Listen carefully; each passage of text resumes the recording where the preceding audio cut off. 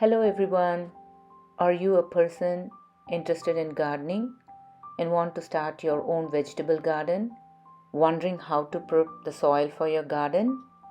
Welcome to You Be the Gardener's YouTube channel. In this video, I'm going to explain what kind of soil you need for your vegetable garden. If you are a first time gardener and you want to start a vegetable garden, my recommendation is start a small garden. Don't invest money in building up a huge garden. So to start a small garden, all you need is a couple of pots.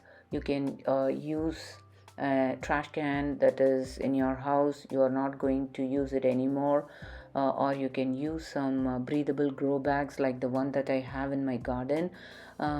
Those things, to start a small garden is sufficient. So what kind of things that you can grow in your small gardens are like, you can grow some herbs. You can start with some herbs and some vegetable that can easily grow. Herbs are like rosemary, thyme, basil, mint, and vegetable plants like eggplant, bell pepper, some chilies, tomatoes. Those are all some of the plants that you can easily grow without investing a lot of money. Small garden teaches you the success and failure of gardening in a short span of time. All you need is some patience, and if you have kids, you can encourage them to set up a small garden. This is like a fun family activity, and you can show kids how a plant grows from seed. Now let me tell you what kind of soil you need for your vegetable garden. There are three different kinds of soil: silty, sandy, and clay. So the one in the video that I'm digging is a kind of soil called silty soil. The silty soil alone is not good for your garden. You can find this kind of soil in the lake bed.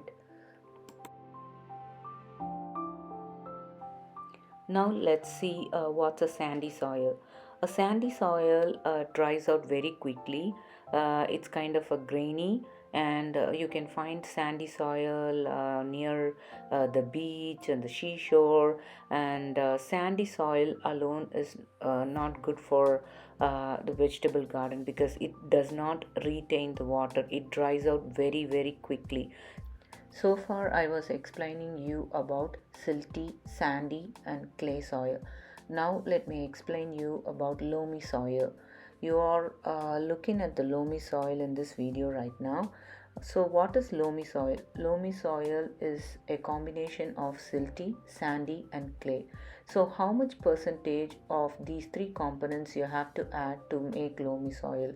It's 40% sandy, 40% silty and 20% of clay. Why we need to add clay?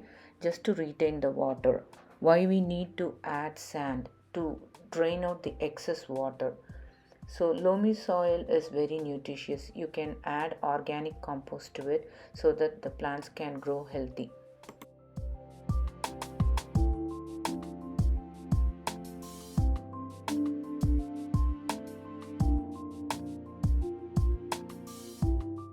If you are planning to grow vegetable in the pot or grow bags, I would recommend you to buy some potting mix that is readily available, so that you can use it in the pot or grow bag. You can buy any potting mix that has good compost, peat moss, bark chips and pine wood. It's a very good one for your plants. It grows very healthy. If you are planning to start a vegetable garden in your backyard or in a piece of land that you choose, I would highly recommend you to do a soil test.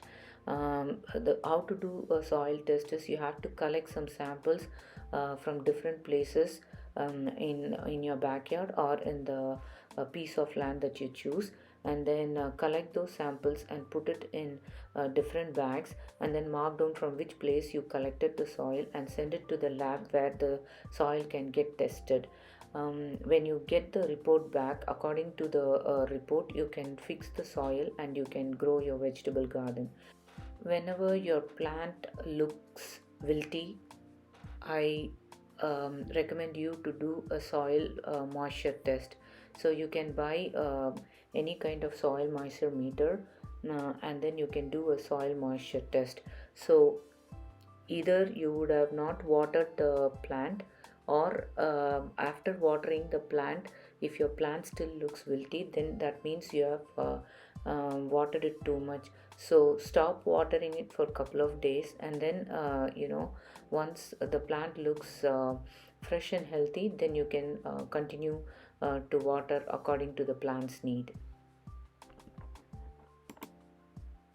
Another important thing that I wanted to explain is testing your soil's pH level. So why you want to do this test? So different plants like to grow in different pH level condition. Some plants like acidic, some plants like to grow in alkaline. So depending upon the plant's nature, you have to plant it in that particular location. So to how to do the pH test is like you can dig up the soil up to 6 inches deep, and then soak the soil with purified or distilled water, and then wait until the soil gets soaked, and then you can stick the pH meter into the soil. So before you stick the pH meter into the soil, wipe the probe thoroughly, and then insert into the soil. So wait for a minute or so, and then note down the reading. And depending upon the pH level, if you want to grow cabbage, depending upon the pH level, you can grow cabbage in that particular location. So note down the pH level of each plant that you want to grow, and then plant it accordingly.